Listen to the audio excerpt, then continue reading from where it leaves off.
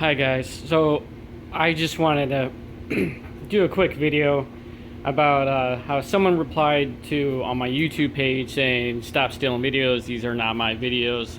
Well, I'm going to tell you, in my videos, here I am, this is me, these are also my projects, and you can see my YouTube channel page, I have a robot head. Actually, I'm wearing the same shirt too, believe it or not. I'm wearing a green shirt with my robot head and my profile picture on my YouTube page.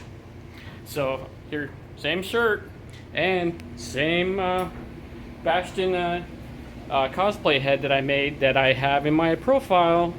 So if you're curious, saying, people were, this guy on my YouTube was saying that, stop stealing videos. These are my videos, and this is most definitely me. This is my Bastion head that I made for cosplay that's in my YouTube profile. So that's it, guys. And once again, I'm not stealing videos. These are my videos. These are my Lego sorters I'm making with Raspberry Pi. So